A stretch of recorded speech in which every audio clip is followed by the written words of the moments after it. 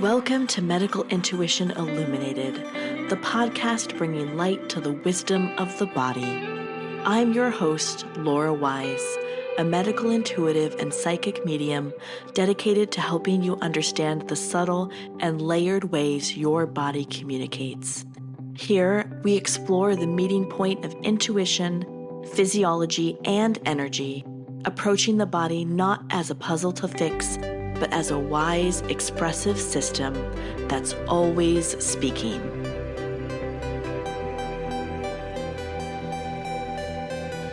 This podcast is for informational and educational purposes only. It is not medical advice, and it does not replace professional healthcare, diagnosis, or treatment. Always consult a qualified healthcare provider for any medical concerns. Hello, welcome to today's episode. I wanted to do something a little bit different than I normally do in this episode and do something that's a little bit fun. And so I am going to introduce you today to something that is called the cube game. And the cube game is an ancient Sufi exercise in speaking to your subconscious.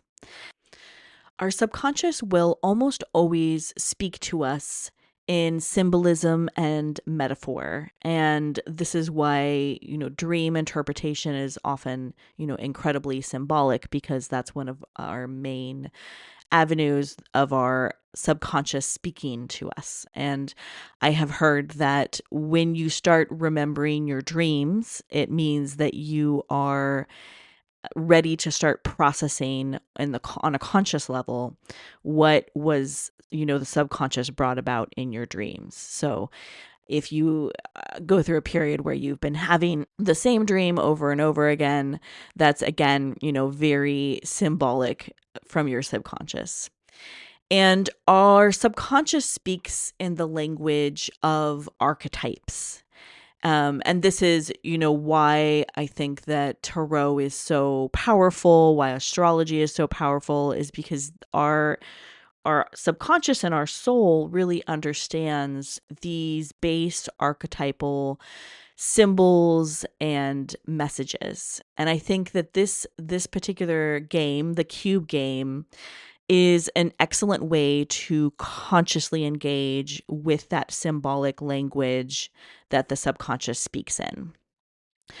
So I first came across the cube game many, many years ago, and it was actually even before I formally developed in spirituality and kind of when I was studying psychology. And I don't even remember exactly where I first heard about it. I believe that a friend of mine explained it to me, or did it for me one day when we were just hanging out, and I was like, this is cool. And I immediately memorized it.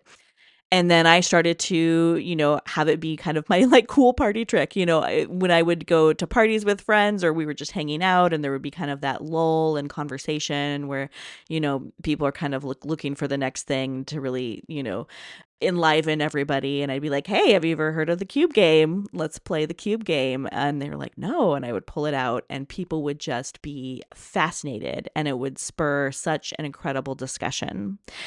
And for myself, I've done this many, many times over the course of my life since learning about it.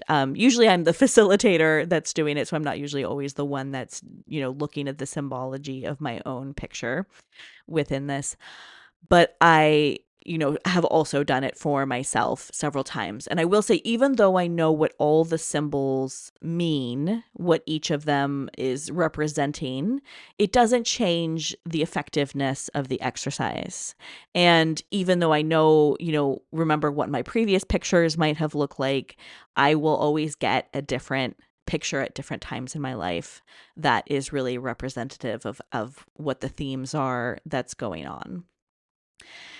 And so I encourage you, if you enjoy this exercise, so please share it with your family and friends, take it to your next gathering, and really play with it and have fun. And I think there are millions of ways of interpreting the pictures on a minute level, but typically it's pretty clear often what the symbolism is or what the metaphor is telling you about your own psychology. This particular game it's thousands of years old, but it still stands the test of time. It really still can relate to our modern world and how we engage with each other as humans, how we engage with ourselves, how we engage with our subconscious. So, I think it's a beautiful, beautiful exercise to do and to check in with yourself and then check in with others as well and loved ones.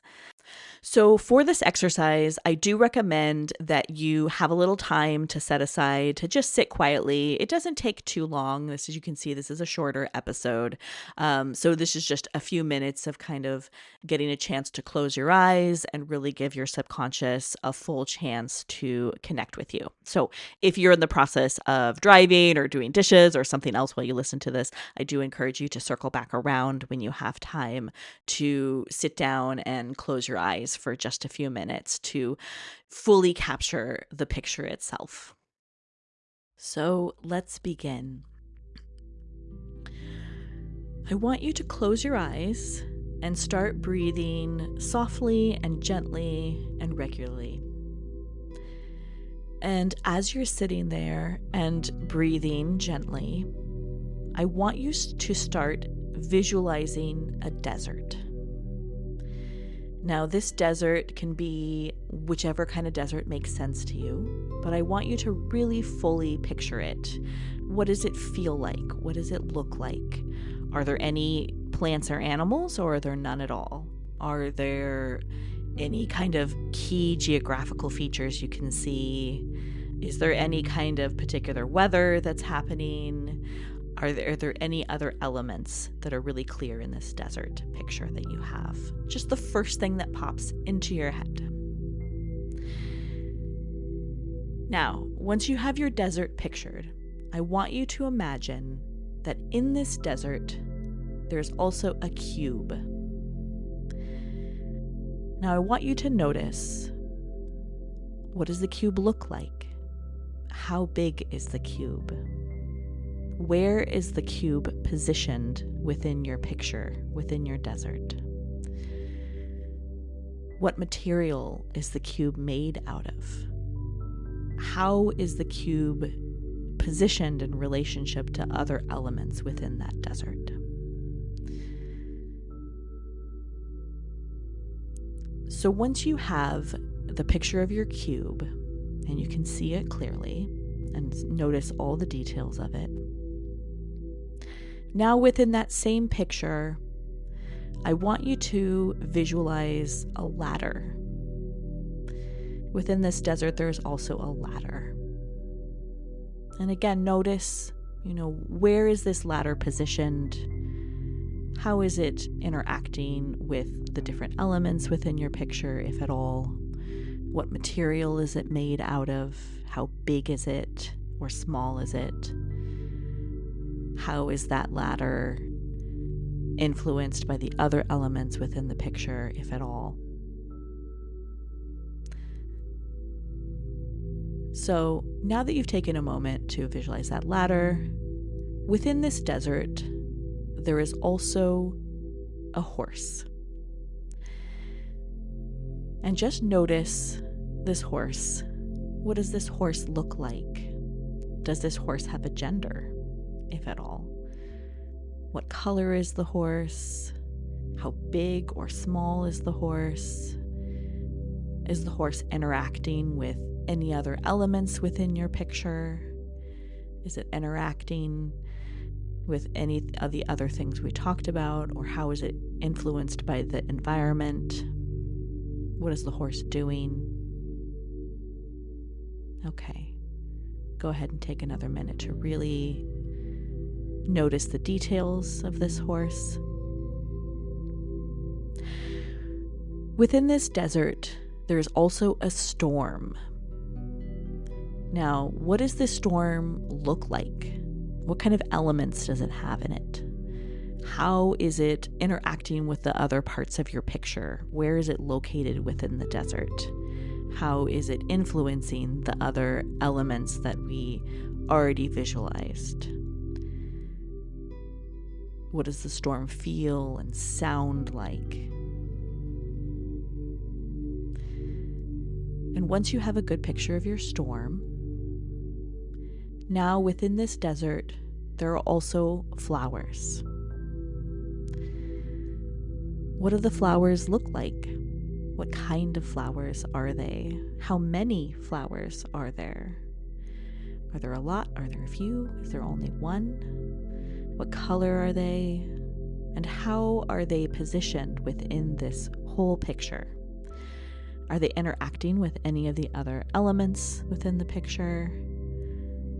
Are they having any particular details that stand out to you? Okay, now I want you to take one more moment to visualize your whole picture, starting with the desert, the cube, the ladder, the horse, the storm, and the flower, or the flowers. Okay, now that you have your whole desert picture, you can go ahead and open your eyes, and I'm going to tell you what each of these elements symbolize. So, starting with the desert symbolizes your environment, the world that you live in, and how you feel about it. Just notice kind of how that resonates with the picture you created.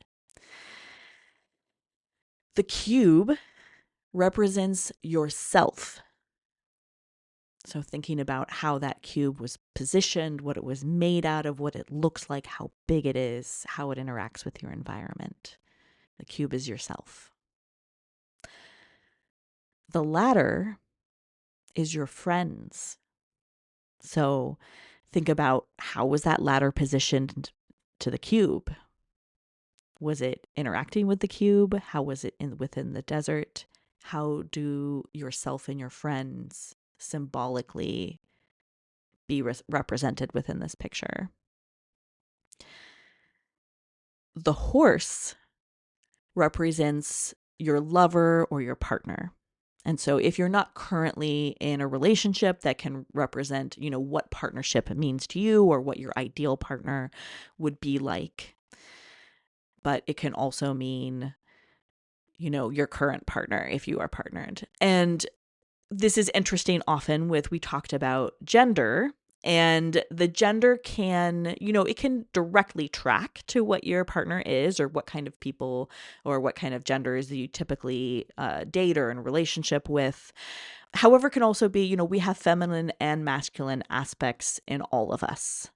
So even if somebody is female presenting or identifies as female, they might have a very strong masculine element to them, or that might just be kind of the parts of them that you in particular really bounce off of. So just something to note there. So how that horse is interacting, with the other elements, the ladder, the cube within the desert, that's all information for you to unpack. The storm represents problems or challenges within your life and how you deal with them. So, where that storm was located, how the horse is reacting to that storm, how the ladder and the cube and the desert all were influenced by that storm, that all can be symbolically represented within that picture, and what kind of storm it is, how big it is, how far off in the distance or present it is, can all impact, the interpretation of that information. And finally, the flowers. The flowers represent your children, if you have them, or your future children, if you're going to have them, or it can represent the childlike parts of yourself, if children are not a part of your journey in this particular lifetime. And so, how many they are, how they're influenced by the other elements of the picture itself is all, again, information for you to understand. So that was the complete exercise there. Although, the unpacking of it itself is something that, can take some time as well. We moved through that pretty quickly. But if you feel like you want to do this again, you can either listen to the recording again, or you can do this on your own now that you know what all the elements are. And again, it doesn't necessarily matter if you know what each element symbolizes ahead of time. Your subconscious is still going to work with those archetypes, with those symbols, to bring messages through to your conscious mind. And so I hope that you enjoyed this exercise. I hope that you take this as an interesting communication tool that you can use in the future. That's also pretty fun. And that's something that you can bring to others and share. And also, if you have close friends or you have a partner, I think it's really interesting to do it together, because you can help them interpret their own based off of what they know about them, or they can help you interpret yours. And I think it's a really great way to get to know people even better that you already know, and learn a little bit more about kind of how they actually see the world from a subconscious lens. So I hope you enjoyed this episode, and I look forward to talking to you again when we return to some of our more regularly scheduled programming. All right, have a beautiful day. Thanks for listening to Medical Intuition Illuminated. If this episode resonated, be sure to subscribe and share it with someone who might benefit. Special thanks to Derek Ryan for music. Until next time, listen deeply to the wisdom of your body.